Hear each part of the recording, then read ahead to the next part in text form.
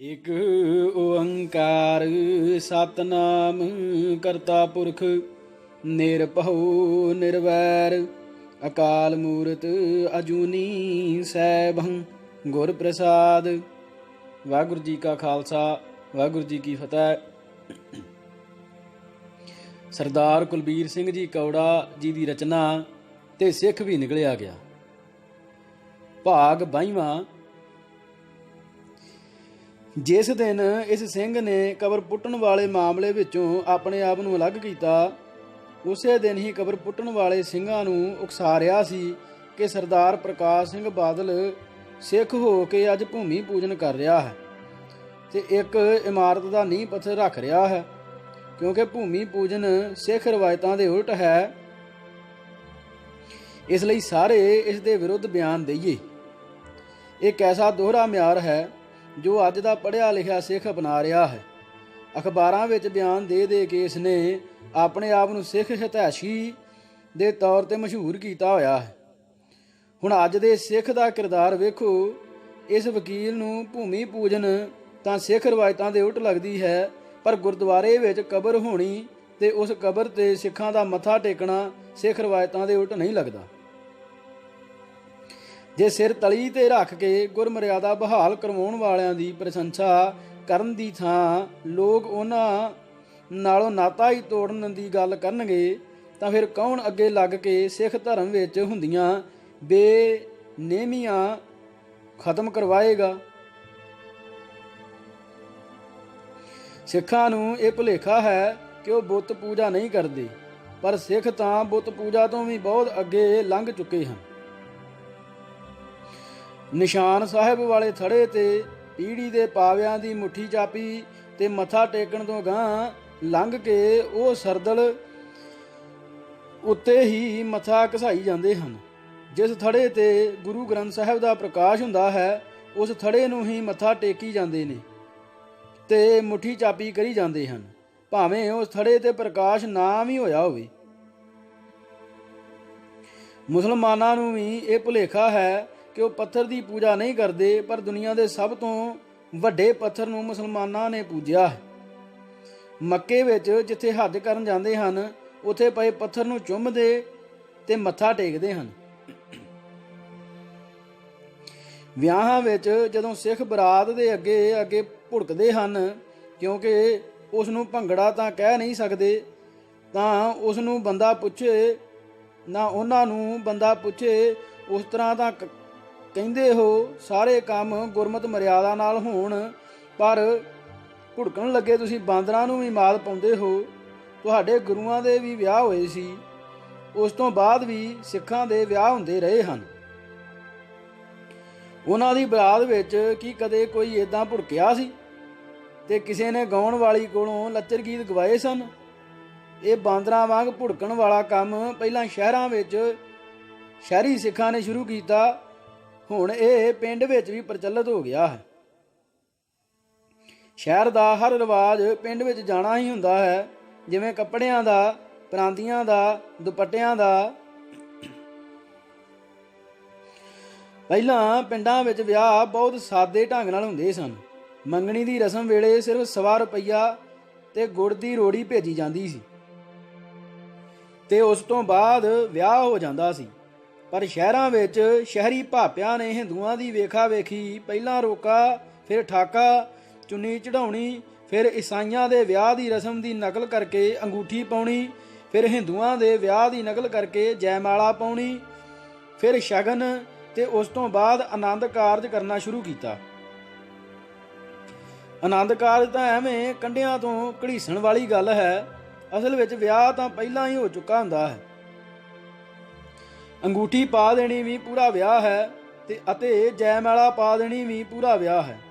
ਇਹ ਸਾਰਾ ਕੁਝ ਹਿੰਦੂਆਂ ਦੀ ਵੇਖਾ ਵੇਖੀ ਸ਼ਹਿਰੀ ਸਿੱਖਾਂ ਦੇ ਚੋਚਲੇ ਹਨ, ਜਿਹੜੇ ਹੁਣ ਘੁਣ ਵਾਂਗ ਪੇਂਡੂ ਸਮਾਜ ਨੂੰ ਵੀ ਲੱਗ ਗਏ ਹਨ। ਹੁਣ ਤਾਂ ਪਿੰਡਾਂ ਵਿੱਚ ਗੋਹਾ ਸੁੱਟਣ ਵਾਲੀ ਜਨਾਨੀ ਵੀ ਕਹਿੰਦੀ ਹੈ, ਅਸਾਂ ਕੱਲ ਚੁੰਨੀ ਚੜਾਉਣੀ ਜਾਂ ਅਸਾਂ ਕੱਲ ਚੁੰਨੀ ਚੜਾਉਣ ਜਾਣਾ ਹੈ।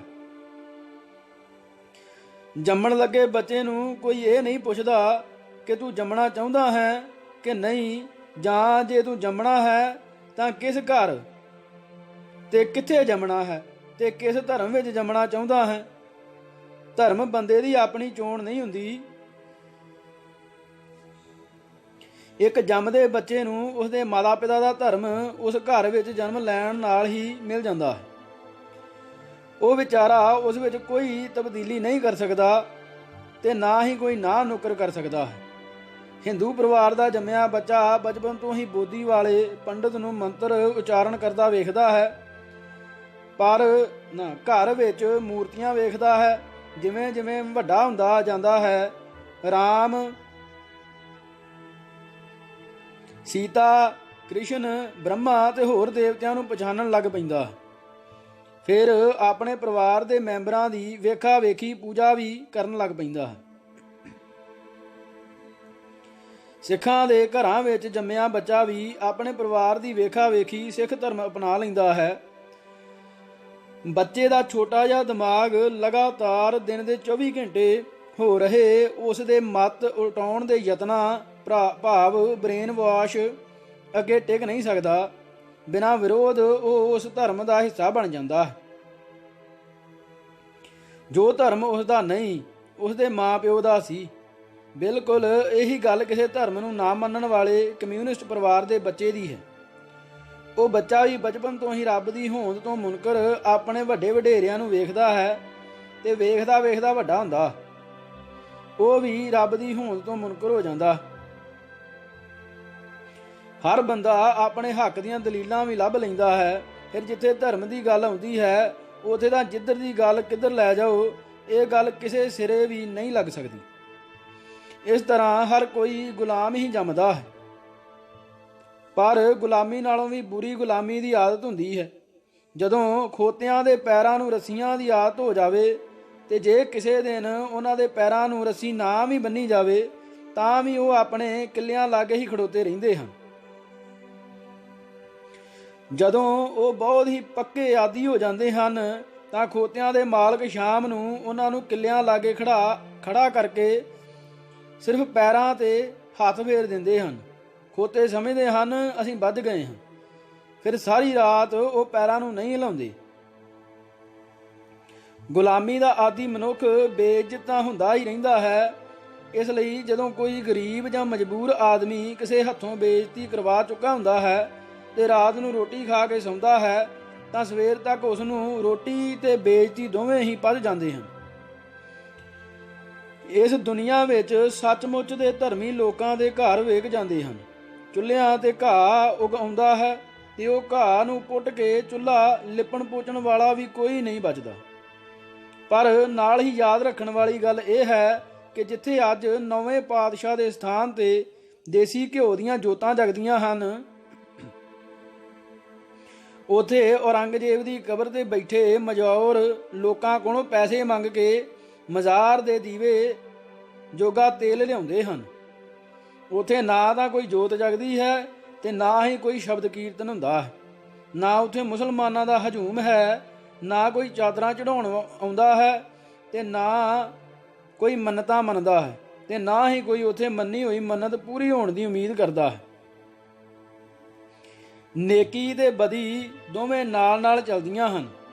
ਕਈ ਵਾਰ ਤਾਂ ਬਦੀ ਨੂੰ ਖਤਮ ਕਰਦਿਆਂ ਕਰਦਿਆਂ ਨੇਕੀ ਦਾ ਵੀ ਬੜਾ ਨੁਕਸਾਨ ਹੋ ਜਾਂਦਾ ਹੈ, ਕਿਉਂਕਿ ਪੰਜਾਬੀ ਦੇ ਮਸ਼ਹੂਰ ਅਖਾਣ ਵਾਂਗ ਉੱਲੂ ਮਰ ਵੀ ਜਾਵੇ ਤਾਂ ਆਪਣੀ ਔਲਾਦ ਪਿੱਛੇ ਛੱਡ ਜਾਂਦਾ ਹੈ। ਇਸ ਤਰ੍ਹਾਂ ਨੇਕੀ ਤੇ ਬਦੀ ਦੀ ਜੰਗ ਹੋਰ ਲੰਮੀ ਹੁੰਦੀ ਜਾਂਦੀ ਹੈ। ਨੇਕੀ ਦੇ ਆਪਣੇ ਬੜੇ ਕਾਇਦੇ ਕਾਨੂੰਨ ਤੇ ਦਾਇਰੇ ਹੁੰਦੇ ਹਨ, ਪਰ ਬਦੀ ਦਾ ਨਾ ਕੋਈ ਅਸੂਲ ਹੁੰਦਾ ਹੈ ਤੇ ਨਾ ਹੀ ਕੋਈ ਦਾਇਰਾ। ਬਦੀ ਨੂੰ ਬਦੀ ਨਾਲ ਟਕਰਾਉਣ ਲੱਗਿਆਂ ਕੋਈ ਦਿੱਕਤ ਨਹੀਂ ਆਉਂਦੀ, ਕਿਉਂਕਿ ਦੋਵੇਂ ਬੇਅਸੂਲੇ ਹੁੰਦੇ ਹਨ। ਪਰ ਨੇਕੀ ਦਾ ਬਦੀ ਨਾਲ ਟਕਰਾ ਤਾਂ ਕੁਝ ਸਮੇਂ ਲਈ ਬਦੀ ਨੂੰ ਜਿੱਤ ਵੀ ਪ੍ਰਾਪਤ ਕਰਵਾ ਦਿੰਦਾ ਹੈ।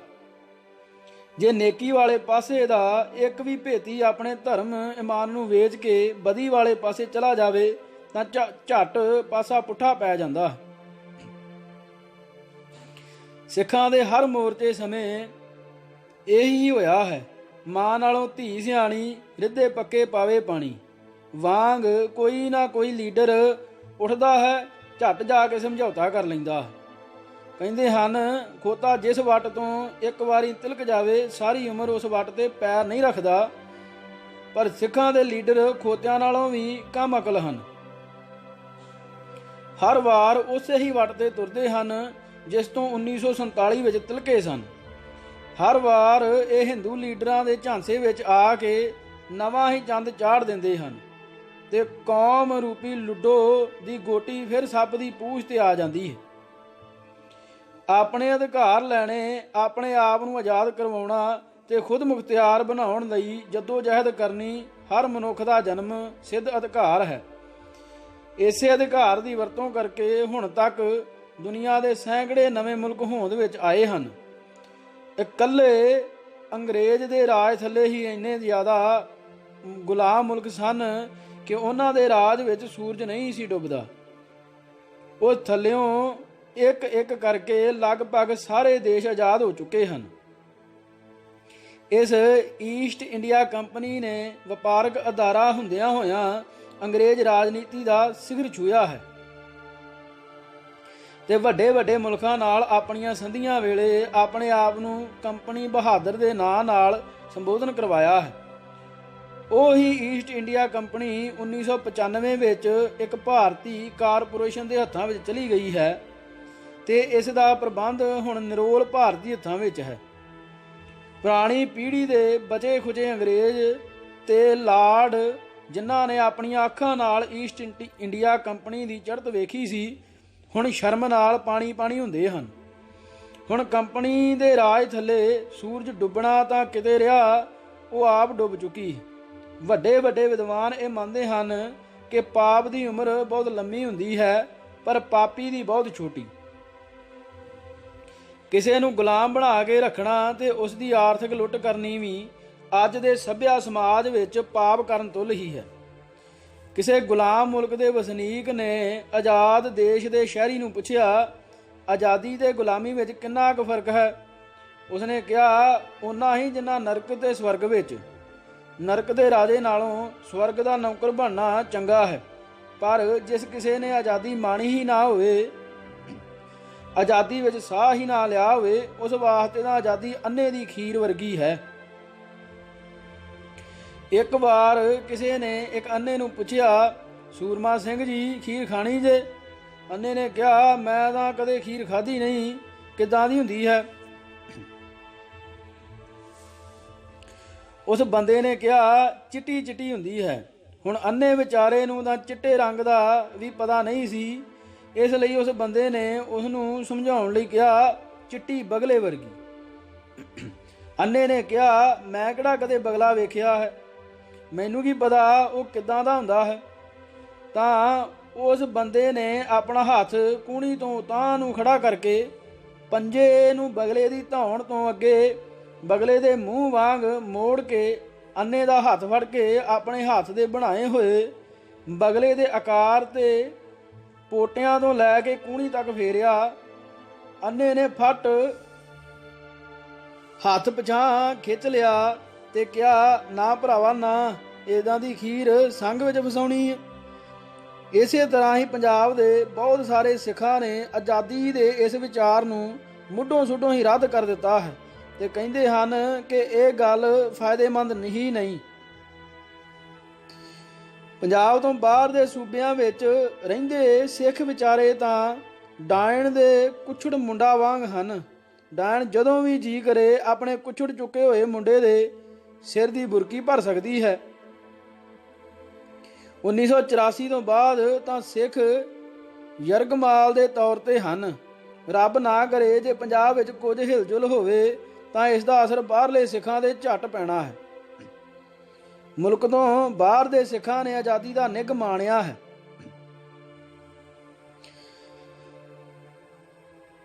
ਉਹ ਇਸ ਦੇ ਗੁਣਾਂ ਨੂੰ ਵੀ ਜਾਣਦੇ ਹਨ, ਇਸੇ ਲਈ ਉਹ ਤਰਲੋ ਮੱਛੀ ਹੋ ਰਹੇ ਹਨ। ਤੇ ਜੇ ਕੋਈ ਪੰਜਾਬ ਵਿੱਚ ਰਹਿਣ ਵਾਲਾ ਸਿੱਖ ਲੀਡਰ ਆਜ਼ਾਦੀ ਦੀ ਗੱਲ ਕਰੇ ਤਾਂ ਉਸ ਅੱਗੇ ਉਹ ਡਾਲਰਾਂ ਦੇ ਢੇਰ ਲਾਉਣ ਲਈ ਤਿਆਰ ਹੋ ਜਾਂਦੇ ਹਨ। ਪਰ ਉਹਨਾਂ ਵਿਚਾਰਿਆਂ ਨੂੰ ਇਹ ਨਹੀਂ ਪਤਾ ਕਿ ਇਕੱਲੇ ਡਾਲਰ ਆਜ਼ਾਦੀ ਪ੍ਰਾਪਤ ਨਹੀਂ ਕਰ ਸਕਦੇ, ਕੌਮ ਦੀ ਇੱਛਾ ਸ਼ਕਤੀ ਦਾ ਹੋਣਾ ਵੀ ਬੜਾ ਜ਼ਰੂਰੀ ਹੁੰਦਾ ਹੈ। ਲੰਮੇ ਸਮੇਂ ਤੋਂ ਗੁਲਾਮ ਰਹਿ ਚੁੱਕੀਆਂ ਕੌਮਾਂ ਆਪਣੀ ਇੱਛਾ ਸ਼ਕਤੀ ਗਵਾ ਬੈਠਦੀਆਂ ਹਨ। ਇਹੋ ਕੁਝ ਪੰਜਾਬ ਵਿੱਚ ਹੋਇਆ ਹੈ। ਕਿਸੇ ਨੇ ਕਿਹਾ ਵੱਖਰਾ ਮੁਲਕ ਬਣ ਹੀ ਨਹੀਂ ਸਕਦਾ ਕਿਉਂਕਿ ਇਹ ਇਲਾਕਾ ਸਮੁੰਦਰ ਨਾਲ ਨਹੀਂ ਲੱਗਦਾ, ਪਰ ਉਹਨਾਂ ਕਦੇ ਦੁਨੀਆ ਵੱਲ ਧਿਆਨ ਨਹੀਂ ਮਾਰਿਆ। ਦੁਨੀਆ ਦੇ ਬਹੁਤ ਸਾਰੇ ਮੁਲਕਾਂ ਨੂੰ ਸਮੁੰਦਰ ਨਹੀਂ ਲੱਗਦਾ। ਹੁਣ ਪਿਛਲੇ 12 ਸਾਲ ਤੋਂ ਚੱਲੇ ਸੰਘਰਸ਼ ਤੋਂ ਬਾਅਦ ਸਿੱਖ ਪੂਰੀ ਤਰ੍ਹਾਂ ਹਿੰਦੂ ਰਾਸ਼ਟਰ ਦਾ ਗੁਲਾਮ ਹੋ ਗਿਆ ਹੈ। ਹੁਣ ਤਾਂ ਵੰਦੇ ਮਾਤਰਮ ਕਹੇਗਾ ਤਾਂ ਬਚਿਆ ਰਹੇਗਾ, ਨਹੀਂ ਤਾਂ ਛਿੱਤਰ ਸਹੇਗਾ। ਸਿਰਲੇਖ ਅੰਗਰੇਜ਼ ਦਾ ਰਾਜ ਹਿੰਦੂ ਰਾਜ ਨਾਲੋਂ ਕਿਤੇ ਚੰਗਾ ਸੀ। ਅੰਗਰੇਜ਼ ਬਹੁਤ ਸਿਆਣੀ ਤੇ ਸਮਰਪਤ ਕੌਮ ਹੈ। ਉਹਨਾਂ ਦੇ ਬਹਾਦਰ ਹੋਣ ਬਾਰੇ ਕੋਈ ਸ਼ੱਕ ਜਾਂ ਸੁਭਾਅ ਤਾਂ ਇਸ ਕਰਕੇ ਵੀ ਨਹੀਂ ਰਹਿੰਦਾ ਕਿਉਂਕਿ ਉਹਨਾਂ ਨੇ ਸਾਰੀ ਦੁਨੀਆ ਦੇ ਰਾਜ ਕੀਤਾ ਹੈ।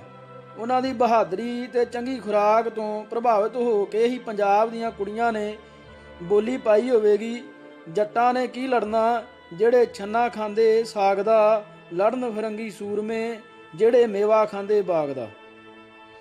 ਕਿਸੇ ਨੇ ਇੱਕ ਸਿਆਣੇ ਬੰਦੇ ਨੂੰ ਪੁੱਛਿਆ, ਜੇ ਕਿਸੇ ਯੂਰਪੀਅਨ ਦੇਸ਼ ਦਾ ਗੋਰਾ ਅਮਰੀਕਨ ਗੋਰਾ ਤੇ ਬਰਤਾਨੀਆ ਦਾ ਗੋਰਾ ਪਛਾਣਨਾ ਹੋਵੇ ਤਾਂ ਕਿਵੇਂ ਪਛਾਣਿਆ ਜਾ ਸਕਦਾ ਹੈ? ਦੂਸਰੇ ਵਿਅਕਤੀ ਨੇ ਕਿਹਾ, ਇਸ ਤਰ੍ਹਾਂ ਵੇਖਣ ਤੋਂ ਤਾਂ ਪਤਾ ਨਹੀਂ ਲੱਗਣਾ, ਪਰ ਮੈਂ ਇੱਕ ਹੋਰ ਤਰੀਕੇ ਨਾਲ ਪਤਾ ਲਾ ਸਕਦਾ ਹਾਂ। ਉਹਨੇ ਆਪਣਾ ਹੈਡ ਲਾ ਕੇ ਸੜਕ ਦੇ ਵਿਚਕਾਰ ਇੱਕ ਇੱਟ ਤੇ ਰੱਖ ਦਿੱਤਾ। ਪਹਿਲਾਂ ਇੱਕ ਗੋਰਾ ਆਇਆ ਜੋ ਕਿਸੇ ਯੂਰਪੀਅਨ ਦੇਸ਼ ਦਾ ਸੀ। ਉਸਨੇ ਹੈਡ ਸਮੇਤ ਇੱਟ ਨੂੰ ਠੁੱਡ ਮਾਰਿਆ, ਪੈਰ ਭਨਾਇਆ, ਥੋੜਾ ਚਿਰ ਪੀੜ ਦਾ ਅਨੁਭਵ ਕੀਤਾ ਤੇ ਚਲਾ ਗਿਆ। ਉਸ ਬੰਦੇ ਨੇ ਹੈਟ ਫਿਰ ਇੱਟ ਤੇ ਰੱਖ ਦਿੱਤਾ ਤੇ ਕਿਹਾ, ਇਹ ਰੂਸੀ ਲੱਗਦਾ।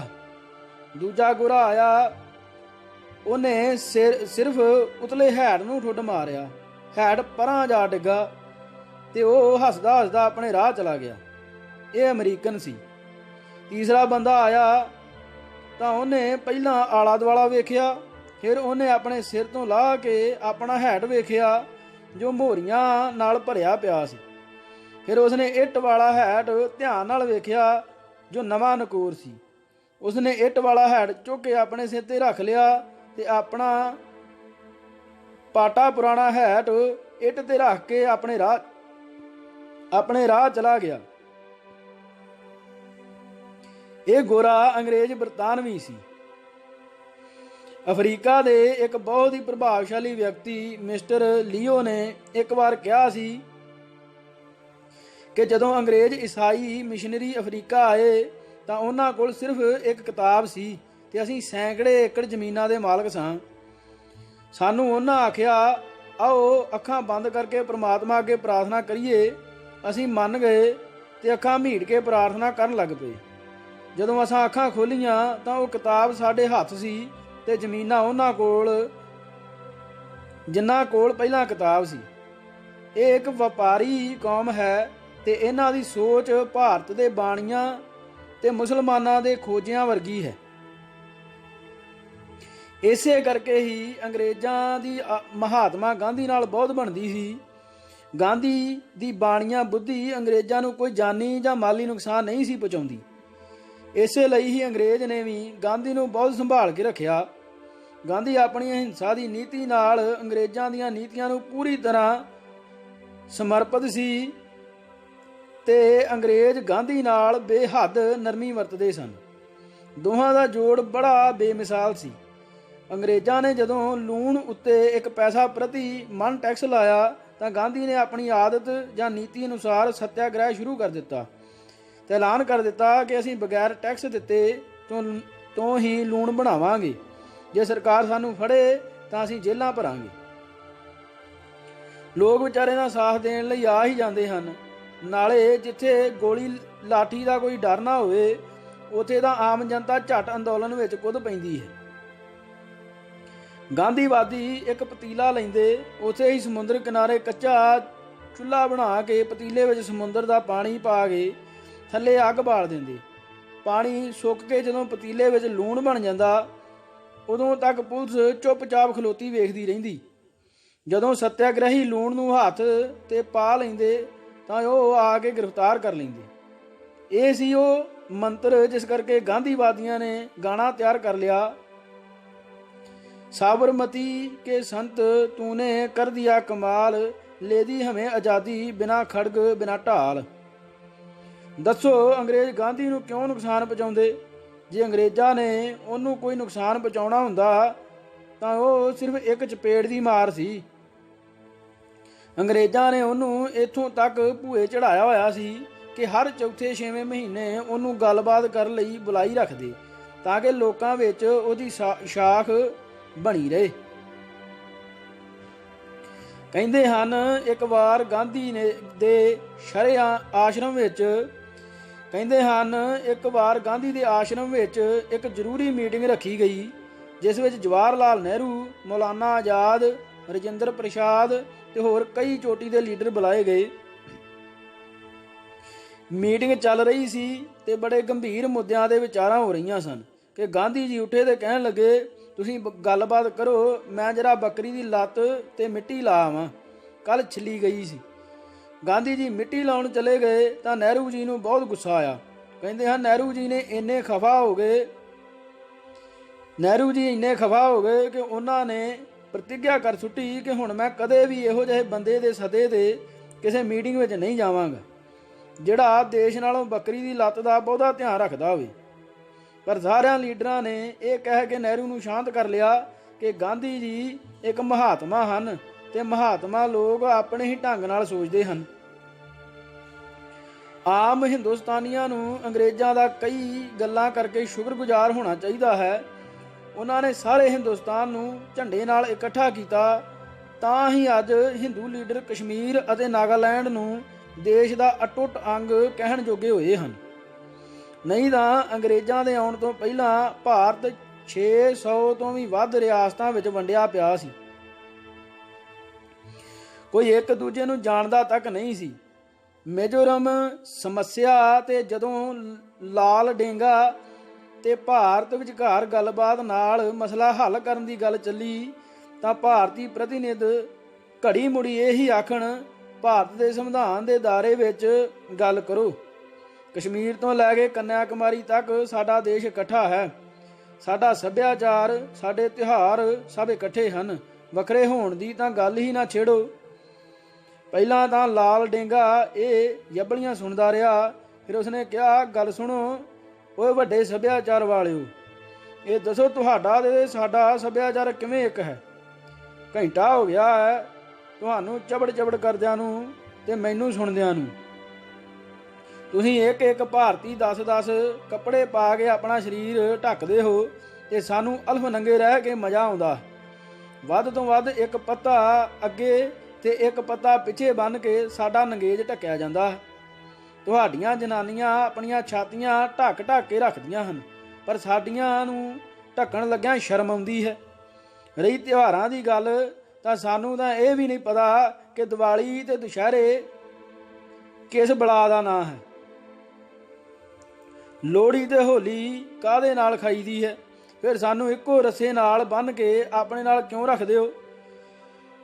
ਸਿਰਫ ਫੌਜ ਦੇ ਜ਼ੋਰ ਕਰਕੇ ਸਾਨੂੰ ਗੁਲਾਮ ਬਣਾ ਕੇ ਰੱਖ ਛੱਡਿਆ ਜੇ। ਅਖੇ ਭਾਰਤ ਦੇ ਸੰਵਿਧਾਨ ਵਿੱਚ ਰਹਿ ਕੇ ਗੱਲ ਕਰੋ। ਇਹ ਦੱਸੋ ਬਈ ਇਹਨੂੰ ਅਸਾਂ ਬਣਾਇਆ ਹੈ ਕਿ ਸਾਡੀ ਸਲਾਹ ਨਾਲ ਬਣਾਇਆ ਹੈ ਜਿਹੜਾ ਅਸੀਂ ਇਹਦੇ ਦਾਇਰੇ ਵਿੱਚ ਰਹੀਏ? ਤੁਹਾਡਾ ਸੰਵਿਧਾਨ ਹੈ ਤੇ ਤੁਸੀਂ ਆਪਣੀ ਮਰਜ਼ੀ ਨਾਲ ਸਾਨੂੰ ਗੁਲਾਮ ਰੱਖਣ ਲਈ ਇਹਨੂੰ ਜਾਣ ਬੁੱਝ ਕੇ ਬਣਾਇਆ ਹੈ। ਜਾਓ ਦਫਾ ਹੋ ਜਾਓ, ਮੈਂ ਤੁਹਾਡੇ ਨਾਲ ਕੋਈ ਗੱਲ ਨਹੀਂ ਕਰਨੀ। ਤੇ ਉਹ ਇੰਗਲੈਂਡ ਦੇ ਭੇਜੇ ਹੋਏ ਜਹਾਜ਼ ਤੇ ਹੀ ਵਾਪਸ ਚਲਾ ਗਿਆ। ਪੰਜਾਬੀਆਂ ਨੂੰ ਅੰਗਰੇਜ਼ਾਂ ਦੇ ਇਸ ਕਰਕੇ ਵੀ ਸ਼ੁਕਰਗੁਜ਼ਾਰ ਹੋਣਾ ਚਾਹੀਦਾ ਹੈ ਕਿ ਉਹਨਾਂ ਨੇ ਬਾਕਾਇਦਾ ਕਾਨੂੰਨ ਬਣਾ ਕੇ ਜੰਮਦੀਆਂ ਕੁੜੀਆਂ ਮਾਰਨ ਤੇ ਰੋਕ ਲਾਈ।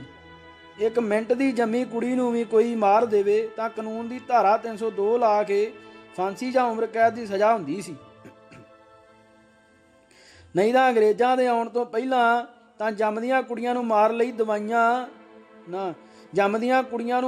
ਦਾਈਆਂ ਨਿਆਣਾ ਜੰਮਣ ਤੋਂ ਪਹਿਲਾਂ ਹੀ ਅੱਕ ਦਾ ਦੁੱਧ ਦੀਵੇ ਵਿੱਚ ਇਕੱਠਾ ਕਰਕੇ ਰੂੰ ਦੀ ਵੱਟੀ ਪਾ ਕੇ ਤਿਆਰ ਰੱਖਦੀਆਂ ਸਨ। ਉਧਰੋਂ ਕੁੜੀ ਜੰਮਦੀ ਤੇ ਇਧਰੋਂ ਅੱਕ ਦੇ ਦੁੱਧ ਵਾਲੇ ਦੀਵੇ ਦੀ ਵੱਟੀ ਝੁਗਾ ਕੇ ਕੁੜੀ ਮਾਰ ਦਿੱਤੀ ਜਾਂਦੀ। ਫਿਰ ਦਾਈ ਨੇ ਬਾਹਰ ਜਾ ਕੇ ਕਹਿਣਾ, ਗੁੱਡੀ ਹੋਈ ਸੀ ਪਰ ਨਕਰਮੀ ਮਰੀ ਹੋਈ ਹੀ ਜੰਮੀ। ਇਥੋਂ ਹੀ ਪੰਜਾਬ ਦੀ ਕਹਾਵਤ ਬਣੀ ਹੈ, ਕੁੜੀ ਜੰਮੀ ਹੱਡ ਛੁੱਟੇ। ਕਿਉਂਕਿ ਜੰਮਣ ਵਾਲੀ ਮਾਂ ਨੂੰ ਪਤਾ ਹੁੰਦਾ ਸੀ ਕਿ ਸਿਰਫ ਪ੍ਰਸੂਤ ਪੀੜਾਂ ਹੀ ਸਹਿਣੀਆਂ ਪੈਣੀਆਂ ਹਨ, ਪਾਲਣ ਦੀ ਮਿਹਨਤ ਨਹੀਂ ਕਰਨੀ ਪੈਣੀ।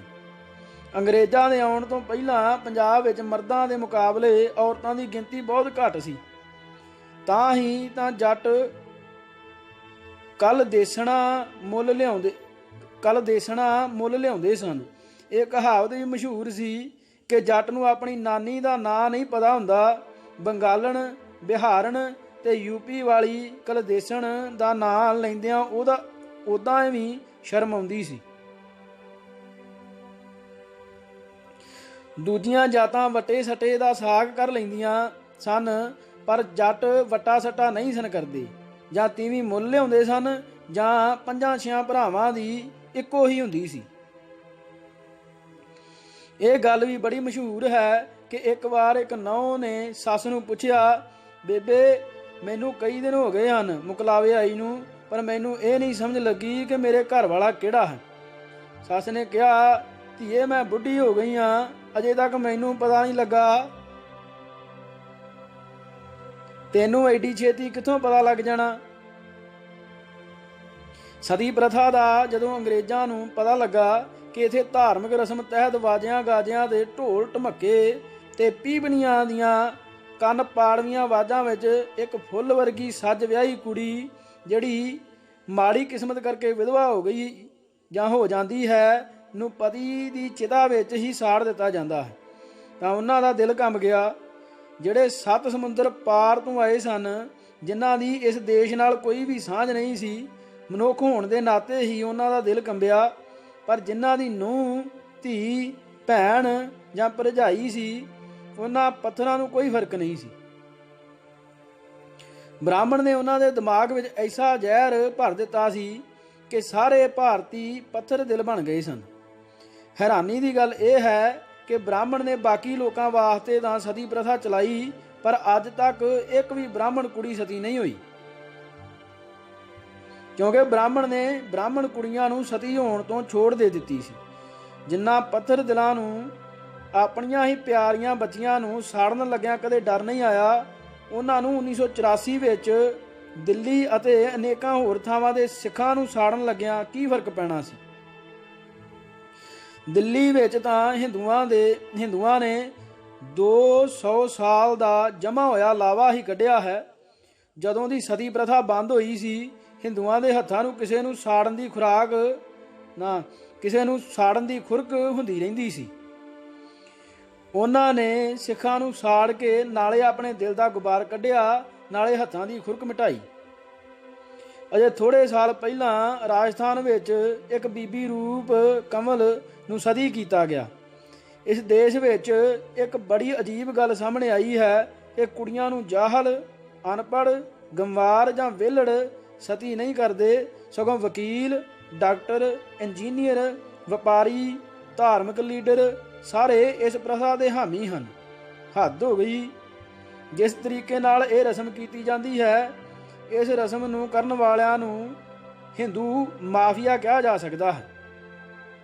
ਲੜਕੀ ਨੂੰ ਬਾਕਾਇਦਾ ਇਸ਼ਨਾਨ ਕਰਵਾ ਕੇ, ਗਹਿਣਾ ਗੱਟਾ ਪਾ ਕੇ, ਹਾਰ ਸ਼ਿੰਗਾਰ ਕਰਕੇ, ਕੀਮਤੀ ਕੱਪੜੇ ਪਾ ਕੇ ਤਿਆਰ ਕੀਤਾ ਜਾਂਦਾ ਹੈ।